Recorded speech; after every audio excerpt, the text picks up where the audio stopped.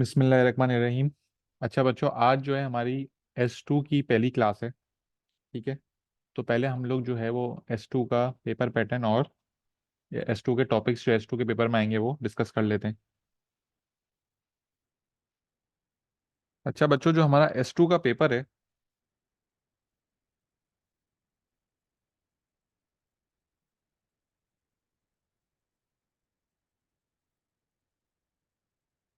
वो होगा 50 मार्क्स का भाई। S2 जो है वो 50 मार्क्स का होता है,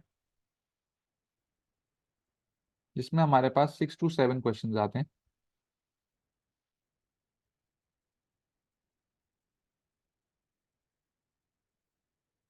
ठीक है। S2 के अंदर जो है हमारे पास 5 टॉपिक्स हैं। पहले वो 5 टॉपिक्स का हम नाम डिस्कस कर लेते हैं। सबसे पहला है भाई द पोजॉन डिस्ट्रीब्यूशन।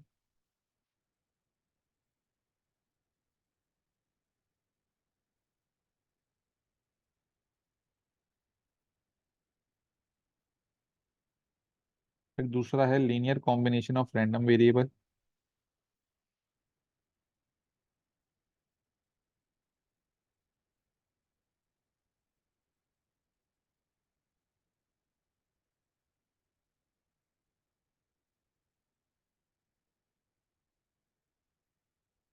फिर तीसरा हमारे पास है कंटिन्यूस रैंडम वेरिएबल।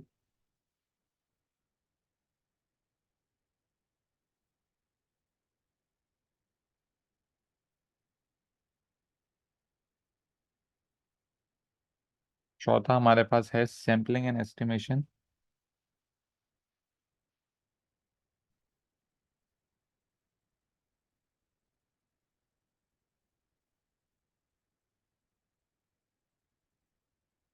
पांचवा हमारे पास है हाइपोथेसिस टेस्टिंग।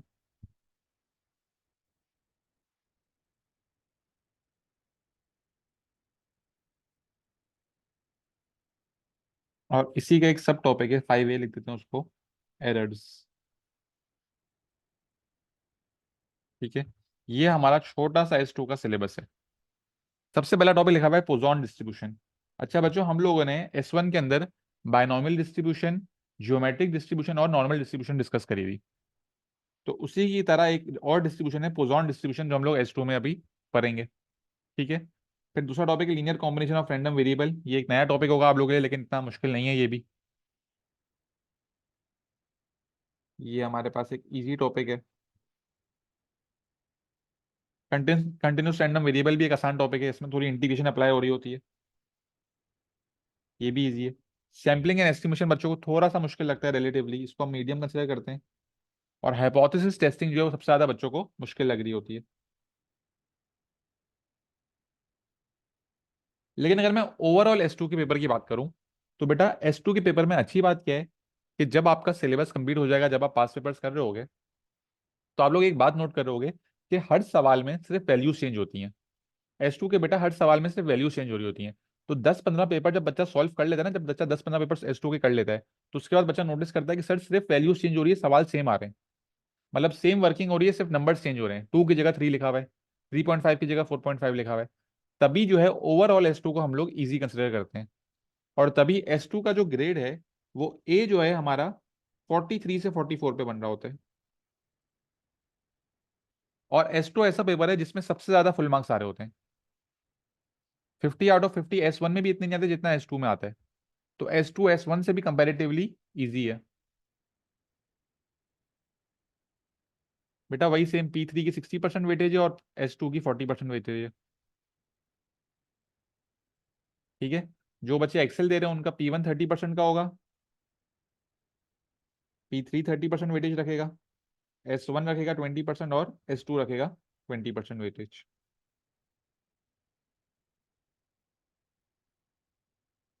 ठीक है। अब आज की क्लास में मैं आप लोगों को कंटिन्यूस रैंडम वेरिएबल से स्टार्ट करा रहा हूँ। ठीक है। अच्छा, पोजॉन डिस्ट्रीब्यूशन में और linear combination of random variable में नॉर्मल डिस्ट्रीब्यूशन बहुत ज्यादा यूज होती है। नॉर्मल डिस्ट्रीब्यूशन कौन सा टॉपिक है बेटा, जो हम लोग ने S1 में पढ़ा था लास्ट ईयर। तो जिन बच्चों को नॉर्मल डिस्ट्रीब्यूशन याद है तो वेरी गुड। अगर कोई बच्चा नॉर्मल डिस्ट्रीब्यूशन भूल गया है तो मुझसे क्लास के बाद नॉर्मल डिस्ट्रीब्यूशन की रिकॉर्डिंग मांग ले और वो एक दफा रिवाइज कर ले। ठीक है, क्योंकि नॉर्मल डिस्ट्रीब्यूशन आपको इन दोनों टॉपिक्स में बहुत काम आ रही होगी। ठीक है। तो अभी हम लोग ये टॉपिक शुरू कर रहे हैं और फिर इस टॉपिक के हम लोग पास पेपर्स करेंगे।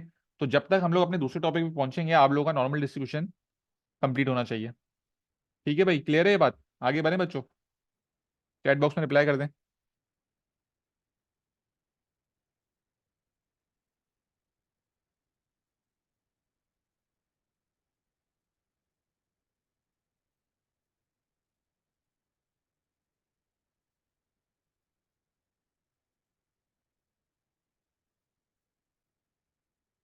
ठीक है, तो हम लोग अपने पहले टॉपिक से शुरू करते हैं जिसका नाम है कंटिन्यूस रैंडम वेरिएबल।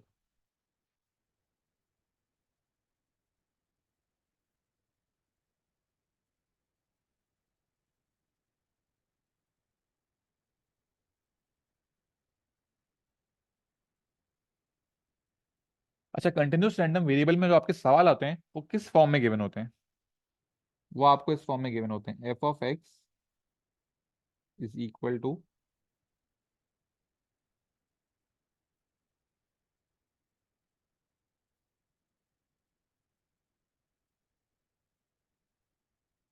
यहाँ पे एक इक्वेशन होती है जिसकी आपको यहाँ पे एक रेंज दी हुई होती है, और यहाँ पे लिखा हुआ होगा जीरो और यहाँ पे लिखा हुआ होता है अदरवाइज। इस फॉर्म में बच्चों आपके सवाल कंटिन्यूस रैंडम वेरिएबल में गिवन होते हैं, तो हमें सिर्फ इस इक्वेशन का और इन वैल्यूज का काम होता है। ठीक है, अब सबसे पहली चीज जो हमें पता होनी चाहिए वो क्या है भाई कंटिन्यूस रैंडम वेरिएबल के अंदर?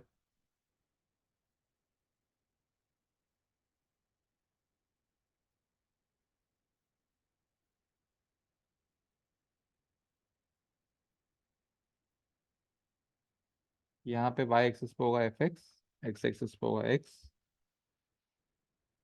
आपका एक कर्व जो होगा उसमें बी और ए की जो वैल्यूज होंगी उनको जब आप यहाँ पे, बी आपकी अपर वैल्यू है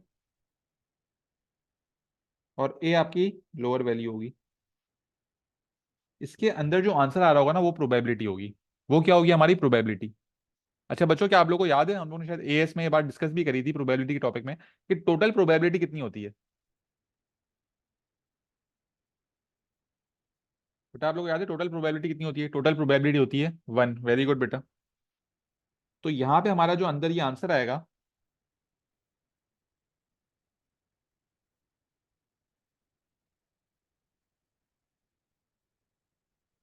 ये हमें बता रहा होगा हमारी टोटल प्रोबेबिलिटी।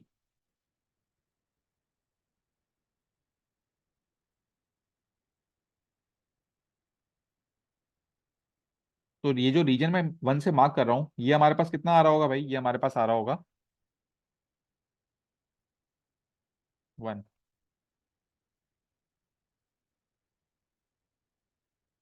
ठीक है, तो इसको आसान अल्फाजों में लिख देते हैं कि आपकी जो अपर लिमिट होगी, आपने इंटीग्रेशन में पढ़ा था, अपर लिमिट जो है वो बी है, लोअर लिमिट वन है।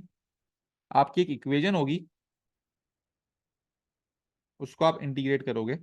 तो जब आप इक्वेशन को इंटीग्रेट करके ये अपर लिमिट और लोअर लिमिट डालोगे तो आपका जो आंसर आएगा टोटल प्रोबेबिलिटी का वो हमेशा क्या होगा? वो हमेशा होगा वन।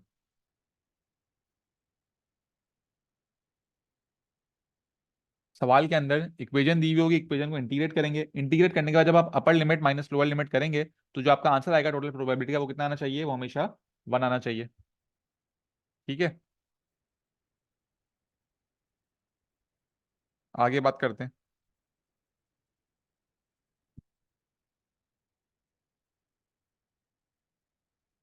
मीडियन की। अच्छा बच्चों, मीडियन क्या होता था? मीडियन जो हम लोगों ने पढ़ा था, मीडियन होता था मिडिल वैल्यू। मिडिल वैल्यू यानी कि 50%, मीडियन इज 50%।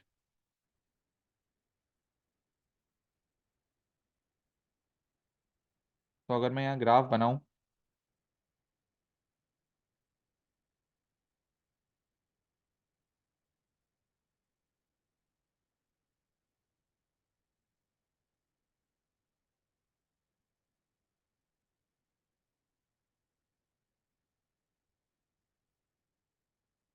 यहाँ बी था और यहाँ पे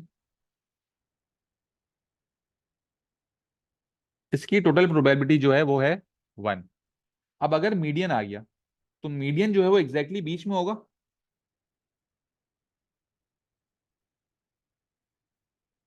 तो बच्चों ये हमारे पास बी और एम के बीच में जो प्रोबेबिलिटी आ रही होगी वो कितनी होगी?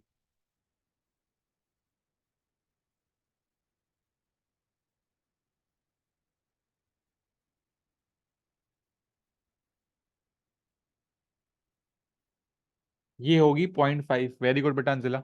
इसी तरह एम और ए के बीच में यहां पे जो प्रोबेबिलिटी आ रही होगी ये भी कितनी होगी भाई?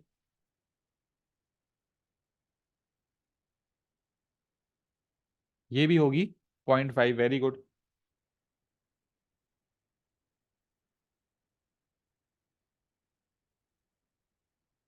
तो अगर आप इक्वेशन को आप इंटीग्रेट करेंगे, मैं यहां पे लिखता हूं ये चीज, अगर हम लोग इक्वेशन को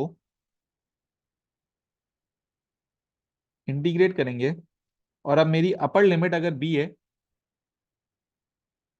और लोअर लिमिट एम है, तो मेरा आंसर क्या आएगा बच्चों? तो मेरा आंसर आ रहा होगा 0.5।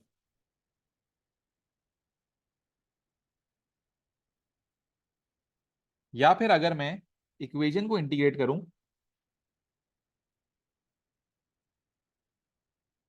और अपनी अपर लिमिट एम रखूं और लोअर लिमिट ए रखूं, तो भी आंसर क्या आ रहा होगा? तो भी आंसर 0.5 ही आ रहा होगा। क्या ये बात क्लियर है बच्चों? कि जब मीडियन की बात हो रही होगी तो अपर लिमिट और मीडियन, या अपर लिमिट मीडियन हो और लोअर लिमिट लो आप, इन दोनों का आंसर क्या आ रहा होगा? इन दोनों का आंसर 0.5 आ रहा होगा। ये क्लियर है?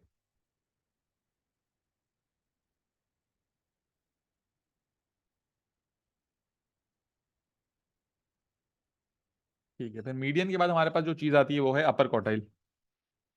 बेटा आप लोगों को याद है अपर क्वार्टाइल क्या होता था?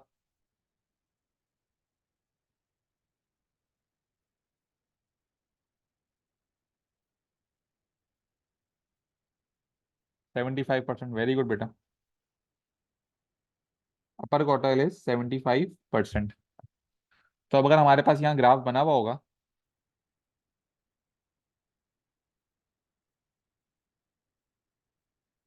एक्स आ गया, एफ एक्स आ गया,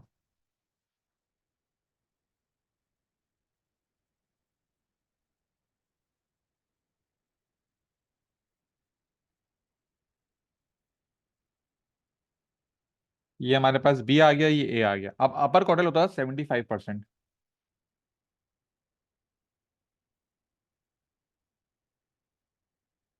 यहाँ पे मैं लिख दूं, थोड़ा ज्यादा हो गया, ये मैं बोलूँ हमारे पास आ गया अपर क्वार्टाइल विच इज 75%। ठीक है। तो अब अगर मैं यहाँ पे लिखूंगा भाई इक्वेशन, अपर लिमिट होगी बी, लोअर लिमिट होगी अपर क्वार्टाइल, तो जो आंसर आएगा प्रोबेबिलिटी का यहाँ पे वो क्या आ रहा होगा? ये जो जगह है वो कितने परसेंट होगी? 0.25। वेरी गुड बेटा। और इसी तरह अगर मैं अपर क्वार्टाइल को अपनी अपर लिमिट लूं और लोअर लिमिट लूं ए को, और फिर इक्वेशन को इंटीग्रेट करूं, तो जो आंसर आएगा ये वाले हिस्से का वो कितना होगा? 0.75।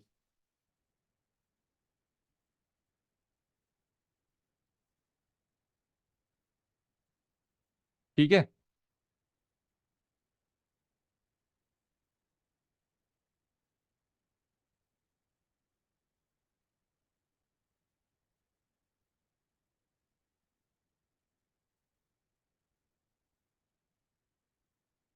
इसी तरह बात करते हैं लोअर क्वार्टाइल की। लोअर क्वार्टाइल भी बच्चों आप लोगों को पता होगा, लोअर क्वार्टाइल क्या होता था? लोअर क्वार्टाइल होता था 25%।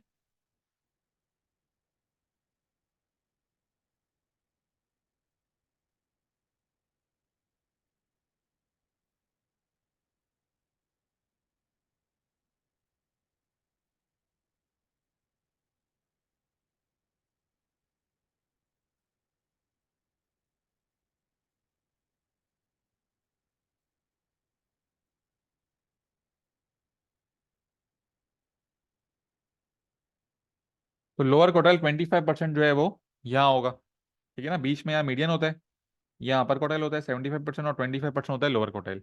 तो अब अगर मैं अपनी अपर लिमिट लूंगा बी को तो लोअर लिमिट होगी लोअर क्वार्टाइल।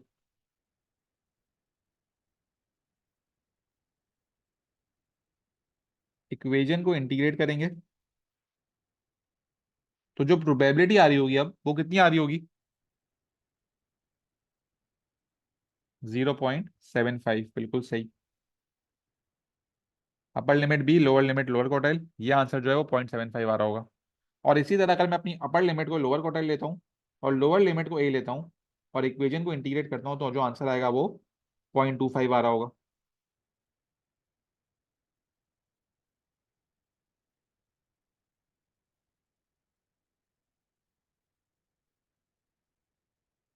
बच्चों लोअर क्वार्टाइल तक क्लियर है? जरा एक बार सब चैट बॉक्स में बता दें। ठीक है, अभी तक आपने पढ़ा क्या है भाई? कि अगर आप अपर लिमिट और लोअर लिमिट लेंगे और इक्वेशन को इंटीग्रेट करेंगे तो टोटल प्रोबेबिलिटी जो है वो 1 आएगी। अगर मीडियन होगा, मीडियन होता तो 50%, मीडियन एग्जैक्टली बीच में होगा, तो अपर लिमिट और मीडियन लो या मीडियन और लोअर लिमिट लो, आंसर क्या आएगा? 0.5। अपर क्वार्टाइल क्या होता है? अपर क्वार्टाइल होता है 75%। तो अगर आप बी और अपर क्वार्टाइल लोगे तो आंसर आएगा 0.25, और अपर क्वार्टाइल और ए लोगे तो आंसर आएगा 0.75। और इसी तरह अगर लोअर क्वार्टाइल जो है, लोअर क्वार्टाइल होता है 25%।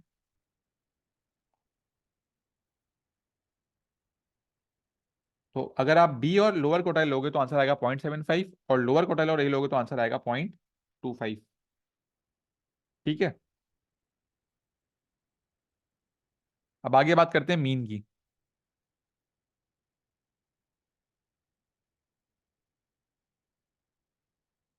मीन जो है बच्चों वो इस तरह रिप्रेजेंट होता है ई एक्स। ये आप लोगों ने ओ लेवल्स में ही पढ़ा हुआ है, एएस लेवल में ही पढ़ा हुआ है। अब कंटिन्यूस रैंडम वेरिएबल में मीन निकालने का तरीका क्या है? मीन निकालने का तरीका ये है, आपकी अपर लिमिट होगी बी, लोअर लिमिट होगी ए। आप equation co dot d x, अच्छा ये हमारी नॉर्मल चीज है, इक्वेशन को इंटीग्रेट करेंगे और upper limit B lower limit A. ठीक है, आंसर आ जाएगा प्रोबेबिलिटी का। अगर मीन निकालना हो तो एक चीज ऐड जो है वो ऐड क्या हो रही होगी? आप इस इक्वेशन को पहले एक्स से मल्टीप्लाई कर रहे होंगे। आप इस इक्वेशन को पहले एक्स से मल्टीप्लाई कर रहे होंगे। तो समझो अगर आपको इक्वेशन दी हुई है 2x माइनस एक्स स्क्वायर, मतलब आपको मीन निकालना है, तो पहले आपको इस पूरी इक्वेशन को एक्स से मल्टीप्लाई करना पड़ेगा। ठीक है, फिर आप इस इक्वेशन को इंटीग्रेट करोगे और बी और ए की अपर लिमिट और लोअर लिमिट लेंगे। तो जब आप एक्स से मल्टीप्लाई करने के बाद इंटीग्रेट करेंगे और लिमिट्स डालेंगे तो जो आंसर आएगा वो किसका होगा? वो मीन होगा।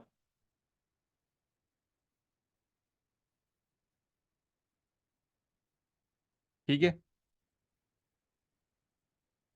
Point number 7, variance.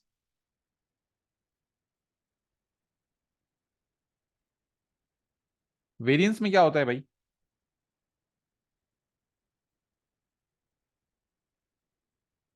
बी ए,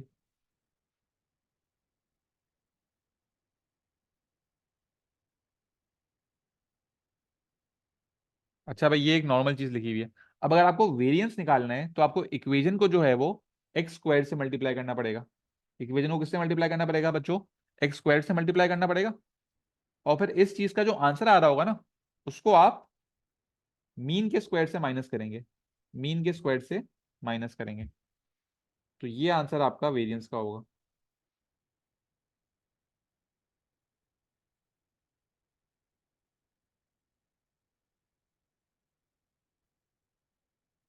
फिर पॉइंट नंबर 8, स्टैंडर्ड डिविएशन। बेटा किसी को पता है स्टैंडर्ड डिविएशन क्या होती है?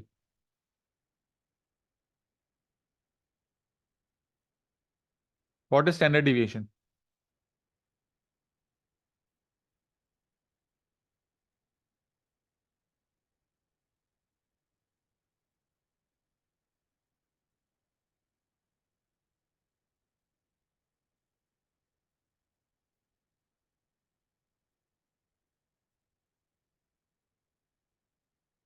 Standard deviation is under root variance.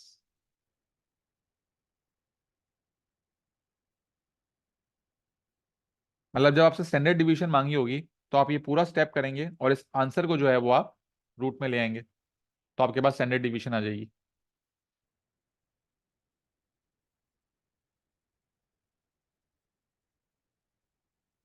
Point number 9 है,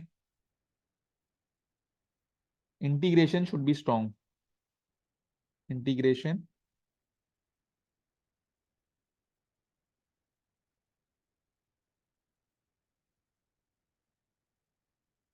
आप लोग की इंटीग्रेशन जो है वो अच्छी होनी चाहिए। अब इंटीग्रेशन बेटा आप लोग ने P3 में इतनी डेप्थ में पढ़ ली है, by substitution, by parts, partial fraction की, हर चीज की। तो इंटीग्रेशन आप लोग की वैसे ही स्ट्रांग होगी। अगर नहीं है तो भाई स्ट्रांग कर लो, क्योंकि इंटीग्रेशन जो है वो यहाँ पे भी आपको काम आ रही होगी।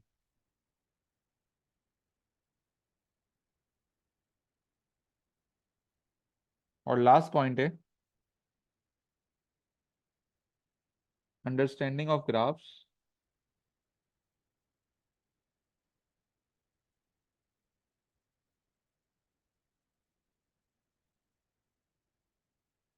हमें ग्राफ्स की अंडरस्टैंडिंग होनी चाहिए, ठीक है। अंडरस्टैंडिंग ऑफ ग्राफ्स की बात जो है ये हम लोग डिटेल में जो है वो सवालों में डिस्कस करेंगे। जब ग्राफ आ रहे होंगे तो आप लोगों को ग्राफ की अंडरस्टैंडिंग जो है वो अच्छे से आनी चाहिए। मैं आप लोगों को 3-4 सवाल कराऊंगा, तो उसके बाद आप लोगों को ये चीज समझ आ जाएगी। सिर्फ ये जो है यहाँ पे हमारा कंटिन्यूस रैंडम वेरिएबल का टॉपिक कंप्लीट हो चुका है, ठीक है। एक दफा स्टार्ट से देख लेते हैं। 5 टॉपिक्स हमारे पास S2 में। पोजॉन डिस्ट्रीब्यूशन, लीनियर कॉम्बिनेशन, ठीक है, continuous random variable, sampling and estimation, hypothesis testing, और इसी का एक छोटा सा पार्ट है एरर्स, ठीक है। कंटिन्यूस रैंडम वेरिएबल में क्या होता है, आपके पास एक इक्वेशन और एक अपर लिमिट और लोअर लिमिट गिवन होती है। जब आप उस इक्वेशन को इंटीग्रेट करके अपर लिमिट और लोअर लिमिट डालेंगे तो आपके पास प्रोबेबिलिटी आएगी which is always equal to 1, ठीक है। मीडियन क्या होता है बच्चों, मीडियन होता है 50%। मीडियन क्या होता है 50%। तो अगर आप अपर लिमिट और मीडियन लेंगे और इक्वेशन को इंटीग्रेट करेंगे तो आंसर आना चाहिए 0.5। और अपर लिमिट मीडियन लेंगे और लोअर लिमिट ए लेंगे तो भी आंसर आना चाहिए 0.5। अपर क्वार्टाइल होता है 75%। अगर आप अपर लिमिट और अपर क्वार्टाइल लेंगे तो 0.25 आना चाहिए, और अपर क्वार्टाइल और लोअर लिमिट लेंगे तो 0.75 आना चाहिए। लोअर क्वार्टाइल में अपर क्वार्टाइल का ऑपोजिट होता है। अगर आप अपर क्वार्टाइल अपर अपर लिमिट और लोअर क्वार्टाइल लेंगे तो आपका आंसर आएगा 0.75। और अगर आप लोअर क्वार्टाइल और लोअर लिमिट लेंगे तो आंसर आएगा 0.25।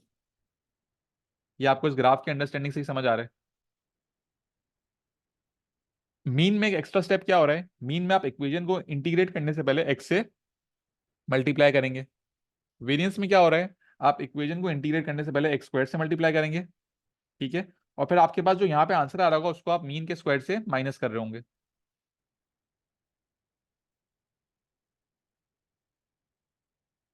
स्टैंडर्ड डिवीजन क्या है, standard division is under root variance. दो चीजें अच्छी होनी चाहिए, एक है इंटीग्रेशन और एक है अंडरस्टैंडिंग ऑफ ग्राफ्स। कोई मसला बच्चों, कोई सवाल?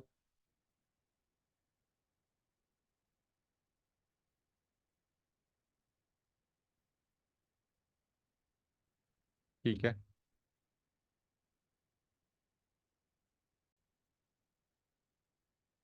अच्छा भाई, अब हम लोग जरा पास्ट पेपर क्वेश्चंस देखते हैं कि कंटिन्यूस रैंडम वेरिएबल के पास्ट पेपर क्वेश्चंस किस तरह आ रहे होते हैं।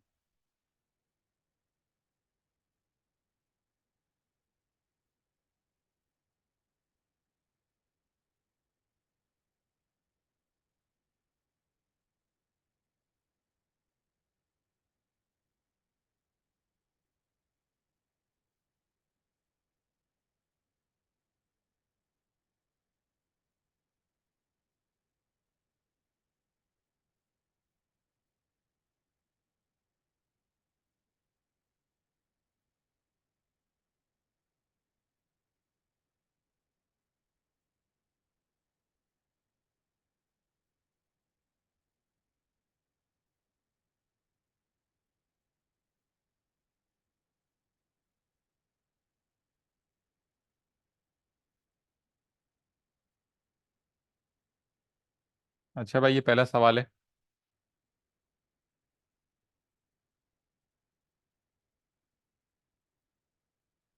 शुरू करते हैं। A factory is supplied with grain at the beginning of each week. The weekly demand X thousand tons for grain from this factory is a continuous random variable having the probability density function given by, function दिया हुआ है, ऊपर एक equation है, upper limit 1 है, lower limit 0 है, नीचे 0 और अदरवाइज लिखा हुआ है, इसे हम इग्नोर करेंगे। अच्छा, यहाँ पे X 1000 की बात हो रही है, और X की जो वैल्यू हाईएस्ट होती है 1 और लोएस्ट लोएस्ट इज 0, ठीक है। मतलब लोएस्ट डिमांड आपकी 0 हो सकती है और हाईएस्ट डिमांड जो है आपकी 1000 हो सकती है। ठीक है, एक्स 1000 लिखा हुआ है ना, और यहाँ पे एक्स 1 है। पहले पार्ट में आपसे मांगा हुआ है मीन। अच्छा बच्चों, मीन किस तरह आएगा? अपर लिमिट जो है हमारे पास 1 है, लोअर लिमिट 0 है, इक्वेशन है 2 bracket 1 - x।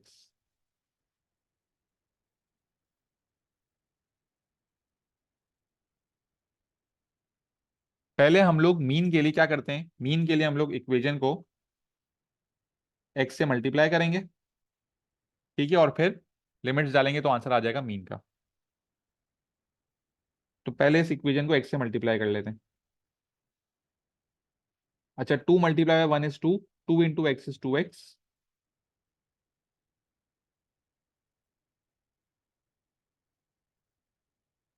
2 × -x = -2x, -2x × x -2x²। अब हमें इस इक्वेशन को इंटीग्रेट करना है। इंटीग्रेट किस तरह करेंगे भाई? पावर को प्लस करके जो नई पावर आई उसे डिवाइड कर देंगे। तो 2x² / 2 -2x³ / 3। इक्वेशन इंटीग्रेट हो गई। अब यहाँ पे बन जाएगा bracket, upper limit 1, lower limit 0।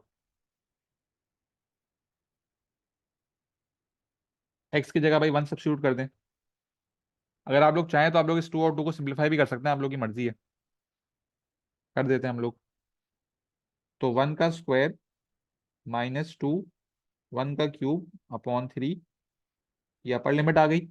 Minus lower limit क्या होगी? 0 का स्क्वायर -2, 0 का क्यूब / 3।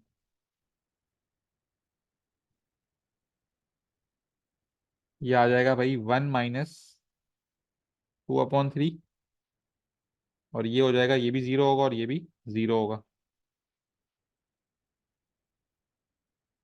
1 - 2/3 जो है 1/3 होगा। 1/3 - 0 इज 1/3।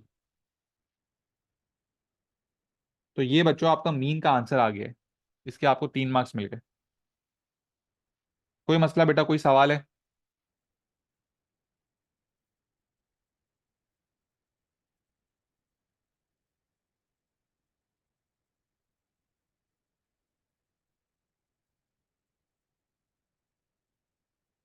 अच्छा भाई, पार्ट 2 देखते हैं।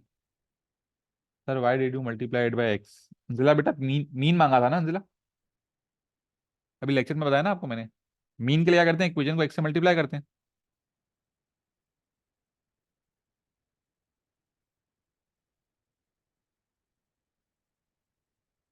ठीक है। अब वेरिएंस निकालना है।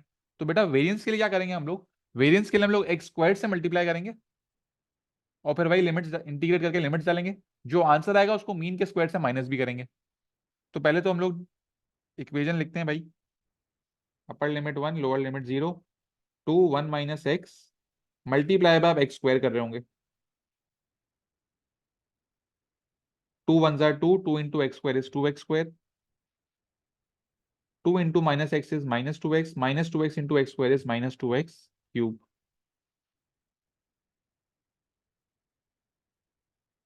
अब इसे इंटीग्रेट कर लेंगे। तो ये आ जाएगा 2x³ / 3 -2x⁴/4। Upper limit 1, lower limit 0। जब हम लोग 1 डालेंगे तो 2 1 का क्यूब / 3 -2 1⁴/4 -2 0 का क्यूब / 3।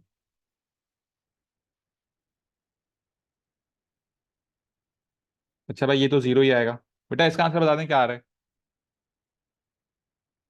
2/3 -2/4 कितना आ रहा है?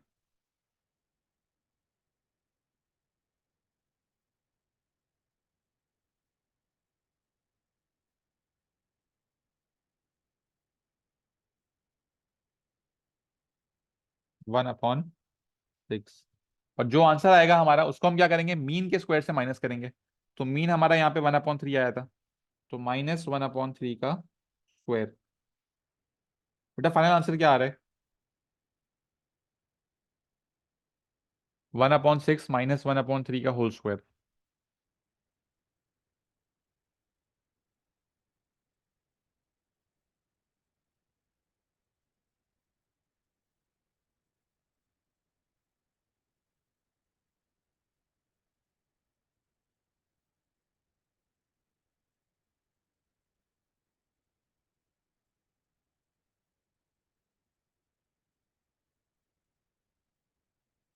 1/18।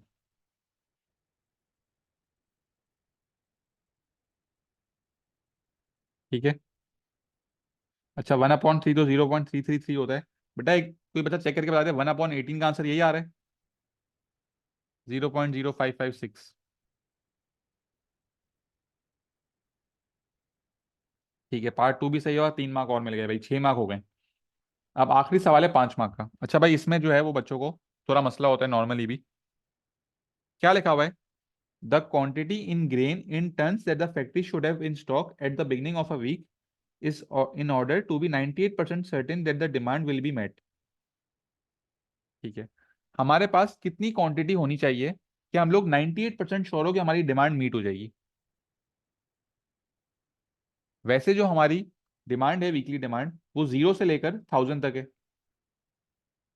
अच्छा बच्चों, अगर मैं 1000 और 0 लूंगा, अपनी अपर लिमिट 1000 लूंगा और लोअर लिमिट 0 लूंगा, तो मेरा आंसर हमेशा 1 आएगा ना? हमने पढ़ा हुआ है, टोटल प्रोबेबिलिटी 1 आएगी। अब मुझसे पूछा हुआ है, अगर मैं 98% सर्टेन होना चाहता हूं तो मेरे पास कितने टन्स होना चाहिए अवेलेबल? तो उसकी इक्वेशन किस तरह बनेगी?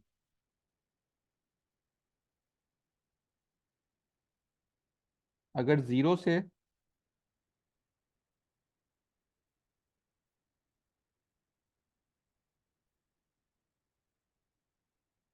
अगर 0 से 1000 होगा तो हमारी प्रोबेबिलिटी आएगी 1। ठीक है। अब 98% जो है वो 0.98 है। अब ये वाली वैल्यू मुझे नहीं पता अपर लिमिट क्या होगी, मैं अपर लिमिट को कुछ भी सपोज कर लेता हूँ, मैं यू सपोज कर लेता हूँ कि मेरी प्रोबेबिलिटी जो है वो हो 98% विच इज 0.98। अब मुझे ये वैल्यू फाइंड आउट करनी है, तो मैं ये वैल्यू फाइंड आउट किस तरह करूंगा? अगर मैं अपनी इक्वेशन को इंटीग्रेट करता हूँ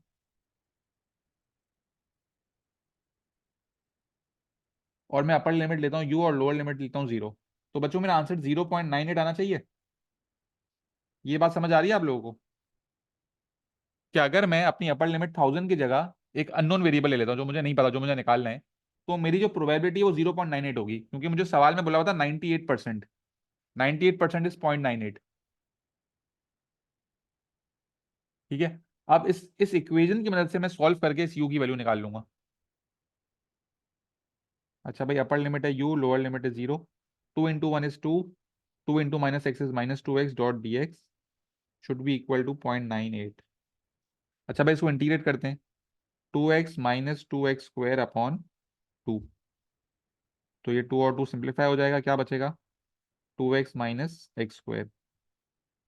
अब ब्रैकेट बन जाएगा, upper limit is you, lower limit is 0, answer आना चाहिए 0.98।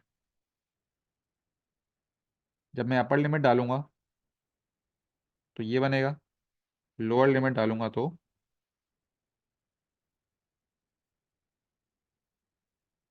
भाई आंसर क्या आ गया? 2u - u² is equal to 0.98। अच्छा, एक क्वाड्रेटिक इक्वेशन बन रही है, पहले सबको एक तरफ ले आते हैं। यू स्क्वायर यहाँ पे माइनस हो रहा है, यहाँ के प्लस हो जाएगा। 2u यहाँ पे प्लस हो रहा है, यहाँ के माइनस हो जाएगा। तो इक्वेशन क्या बनेगी? u² -2u plus 0.98 is equal to 0। अच्छा बच्चों, कैलकुलेटर में डाल के मुझे वैल्यूज बता दें क्या आ रही है यू की। यू की हमारे पास दो वैल्यूज क्या आ रही हैं?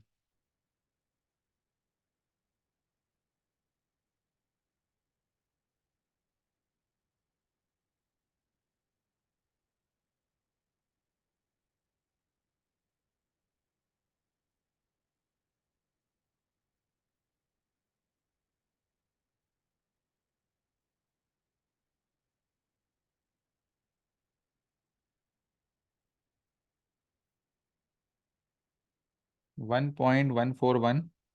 ठीक है, और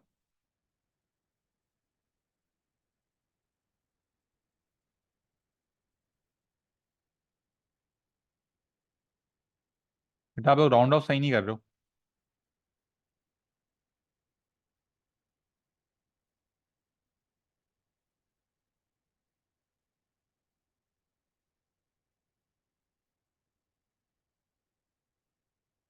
8 के बाद क्या है?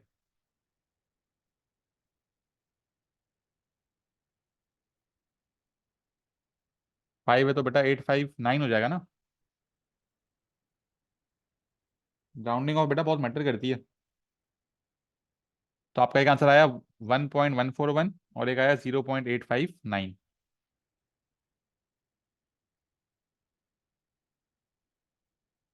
अच्छा, अब हमारे हमें पता था कि हमारी एक्स की जो मैक्सिमम वैल्यू है वो 1 है। तो बेटा अगर आपका आंसर 1 से बड़ा आ रहा है तो ये इग्नोर हो जाएगा, क्योंकि हमारी वैल्यू तो 1 से बड़ी हो ही नहीं सकती। मैक्सिमम वैल्यू तो हमारी 1 है, मतलब हमारा ये आंसर होगा 0.859। तो हमारे पास यहाँ पे जो एक्स की वैल्यू जो है ये आ गई 0.859। अब हमें सवाल में बताया हुआ था कि एक्स 1000 टन है, और यहाँ पे हमसे पूछा है कितने टन लगेंगे। तो इस एक्स को हम 1000 से मल्टीप्लाई कर देंगे तो मुझे नंबर ऑफ टन्स पता चल जाएंगे।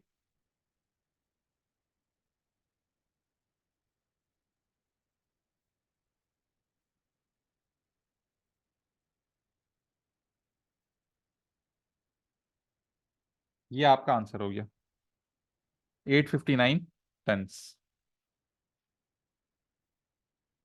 अच्छा, मैं फिर से रिपीट कर देता हूँ। होता क्या है, बच्चे यहाँ पे आके अटक जाते हैं, सही है ना। बेटा जब आप लोग ने यू की वैल्यू निकाल ली तो आपके पास यू की दो वैल्यूज आई। अब आपको पता है यू की मैक्सिमम वैल्यू जो है, मतलब ये जो वैल्यूज हैं ये बेसिकली एक्स की वैल्यूज है। मैंने यहाँ पे यू सिर्फ सपोज करा हुआ था। तो आपके पास जो एक्स की वैल्यूज आ रही हैं वो 1.141 और 0.859 आ रही है। हमें पता था हमारी एक्स की जो मैक्सिमम वैल्यूज होती है वही 1 हो सकती है। तो 1 से बड़ी वैल्यू को तो हम इग्नोर कर देंगे। तो हमारे पास ये वैल्यू आ गई। अब ये वैल्यू थी, अच्छा बेटा जब यहाँ पे 1 था तो मैंने आप लोग को बताया था ना कि अगर इस 1 का क्या मतलब है, 1000 टन, क्योंकि एक्स 1000 लिखा हुआ है ना। अगर x की जगह 1 है तो ये 1000 बन जाएगा। अगर x की जगह आप 0.859 लेंगे तो 0.859 मल्टीप्लाई बाय 1000 कितना होगा, 859 टन्स। तो इसका मतलब क्या है कि जब मेरे पास 859 टन्स पड़े हुए होंगे ना तो मैं 98% श्योर हूं कि मेरी डिमांड जो है वो मीट हो जाएगी। ठीक है। तो इस पूरी वर्किंग के बेटा आप लोगों को 5 मार्क्स मिले। कोई सवाल है तो पूछ लें बेटा।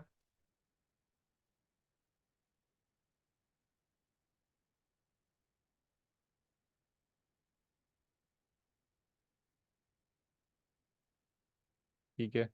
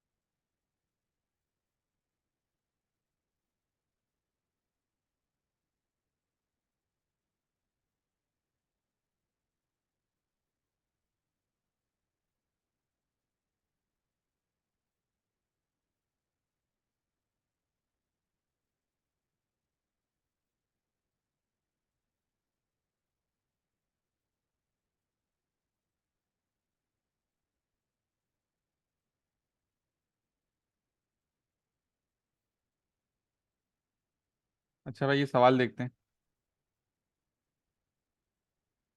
The average speed of bus x kilometers per hour on a certain journey is a continuous random variable x with probability density function given by k upon x square 2028 सही है 0 otherwise show that k is equal to 70।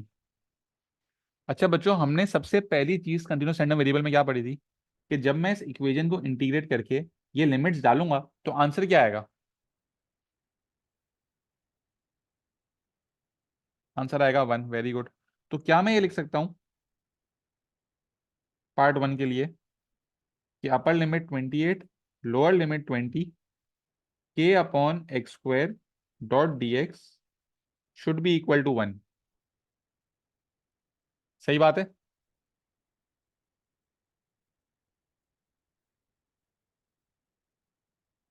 अब इस equation को integrate कर लेते हैं भाई। Integration में हमने क्या पढ़ा था, जब भी पावर डिनोमिनेटर में होगी हम इसको न्यूमरेटर में ले आएंगे। तो ये क्या हो जाएगा, के एक्स की पावर -2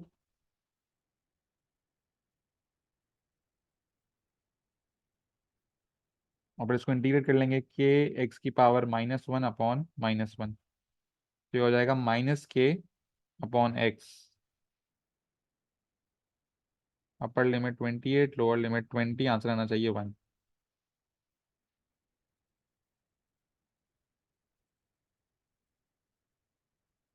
तो -k/28 minus -k/20 is equal to 1। -k/28 plus k/20 is equal to 1।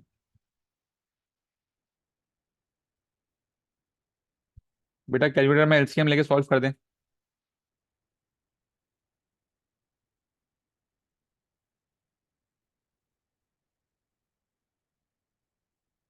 क्या हो जाएगा? -5k plus 7k/140।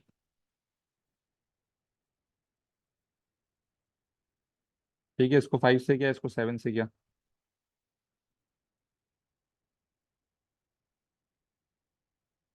2k/140 is equal to 1।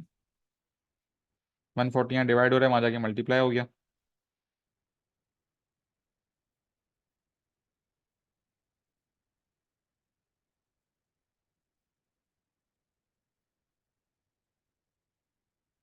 k is equal to 70। कोई मसला बच्चों?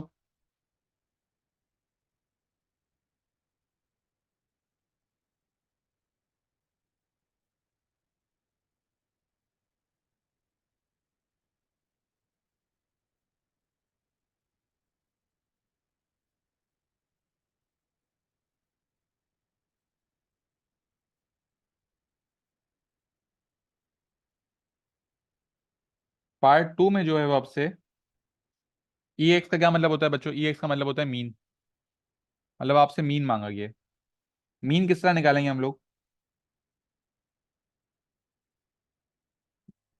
मीन के लिए जो इक्वेशन है इसको एक्स से मल्टीप्लाई कर देंगे। वेरी गुड बेटा। ये चीज मैं यहीं से कॉपी कर लेता हूँ। ठीक है, छोड़ो यार, लिख देते हैं। अपर limit 28, lower limit 20, k/x² multiply by x dot d x. अच्छा भाई, ये स्क्वायर और एक्स कट जाएगा, तो 28 20 k/x डॉट डी एक्स। बेटा ये इंटीग्रेशन कैसे होगी, तो बता सकते हैं?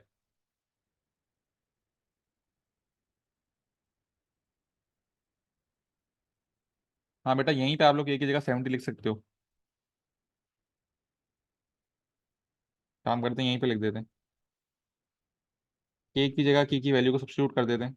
70 70। अच्छा भाई, ये इंटीग्रेट कैसे होगा 70/x?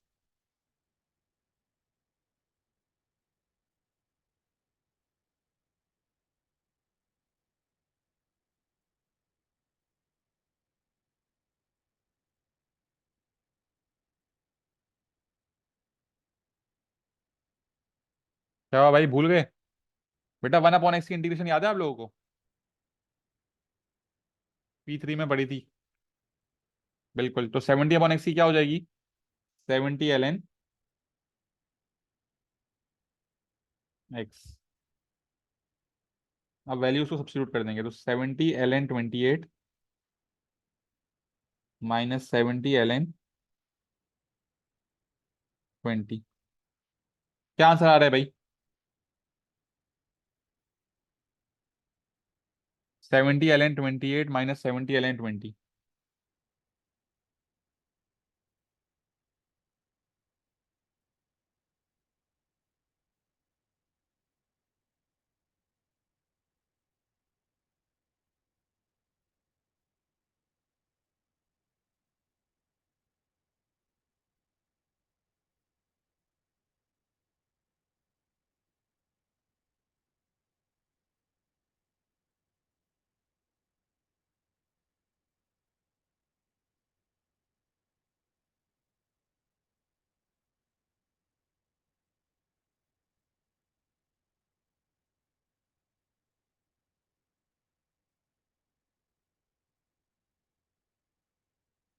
(23.55)।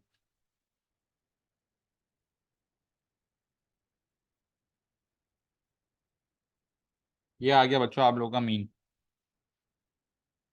ठीक है, 3 मार्क्स और मिल गए। बेटा पहले 2 पार्ट्स में कोई सवाल है तो पूछ लें। फिर मैं पार्ट 3 की तरफ जाता हूँ।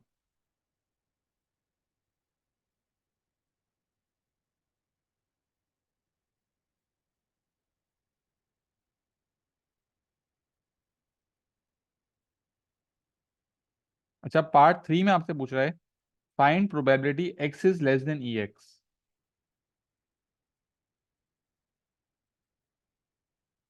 अच्छा बेटा, अगर मैं एक ग्राफ बना लूँ यहाँ पे,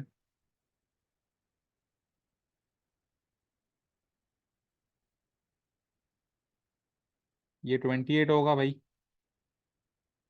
ये 20 होगा। ठीक है, इस पूरे की प्रोबेबिलिटी जो आ रही है वो 1 आ रही है। अब हमने मीन निकाला है, मीन हमारा है 23.55।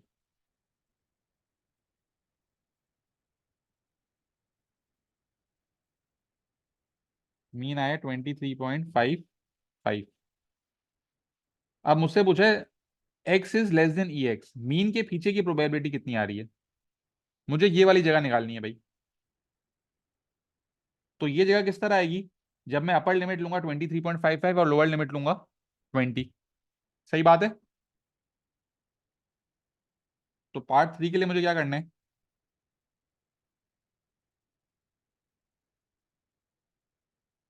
अपर लिमिट होगी 23.55, लोअर लिमिट होगी 20, 70/x² डॉट डी एक्स।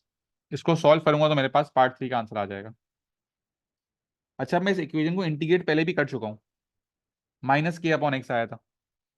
ठीक है, k/x² को इंटीग्रेट करा था तो आंसर आया था -k/x। तो मैं डायरेक्ट लिख सकता हूँ -70/x, क्योंकि ये चीज मैं पहले कर चुका हूँ। एग्जामिनर एक चीज दो बार कराने के मार्क्स नहीं देता आप लोगों को।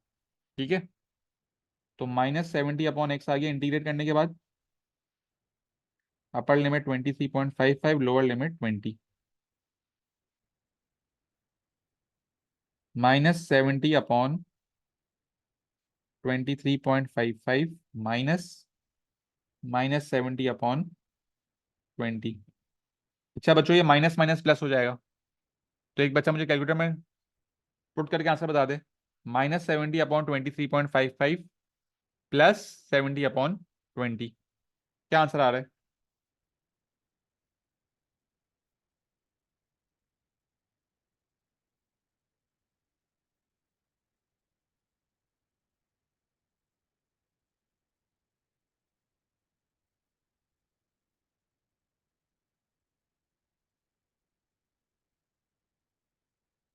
0.528।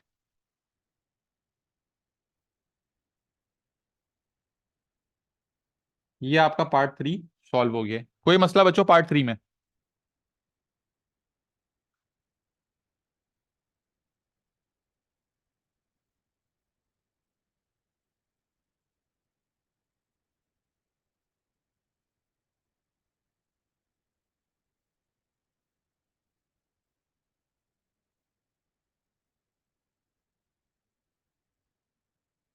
मतलब हमारे पास 23.55 से 20 का जो रीजन आ रहा है, ये आ रहा है 0.528।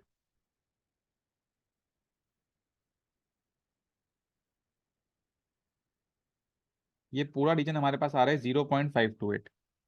अब मुझसे पूछा हुआ है hence determine whether the mean is greater और less than the median. Mean जो है वो मीडियन से ग्रेटर है या लेस है, ये बताना है हमें।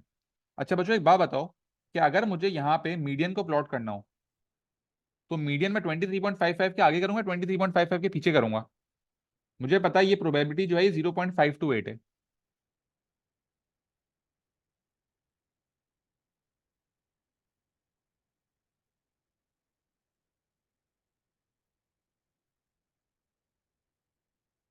23.55 के पीछे करूंगा मैं।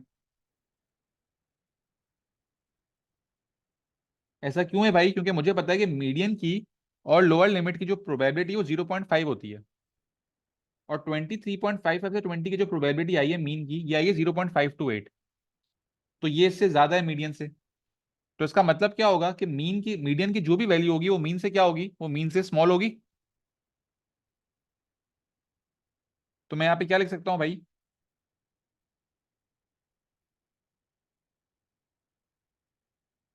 Mean is greater than median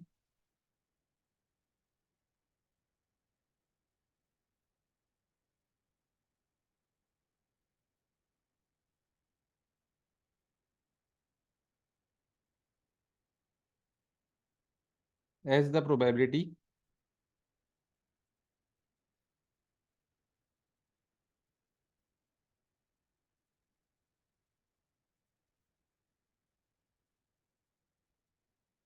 between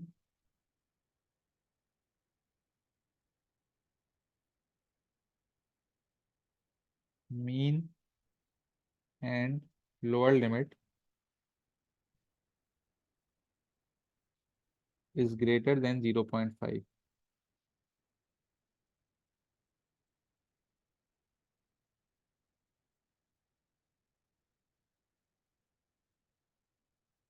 ठीक है।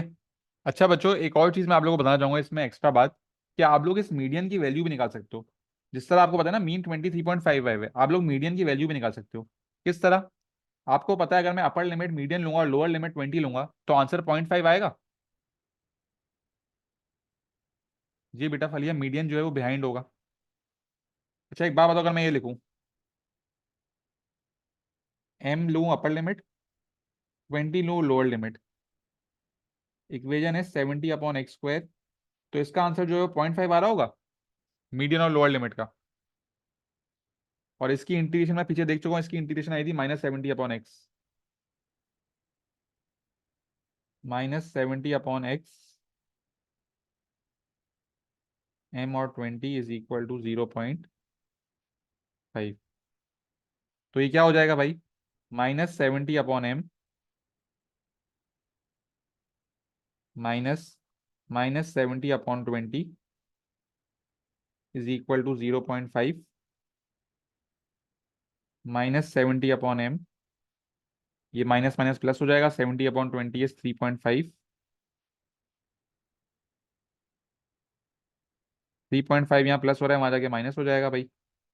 0.5 minus 3.5 is -3, minus minus cancel, 70 is equal to 3m, m is equal to 70/3 which is, तो 70/3 कितना आ रहा है?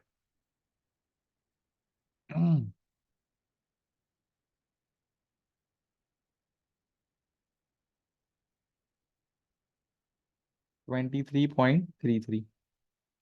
तो आप लोग देखो, आपका मीडियन आ रहा है 23.33 और आपका मीन जो है वो आया था 23.55। तो इससे भी प्रूव हो रहा है कि मीन जो है वो मीडियन से ज्यादा है। अब मैंने आप लोग आखिरी पॉइंट लिखा था ग्राफ की अंडरस्टैंडिंग, अगर आप ग्राफ की अंडरस्टैंडिंग से बता सकते हो तो भी आपको मार्क्स मिलेंगे, और अगर आपको ये वर्किंग करनी है तो भी आपको मार्क्स मिल जाएंगे। ठीक है, कोई मसला बच्चों?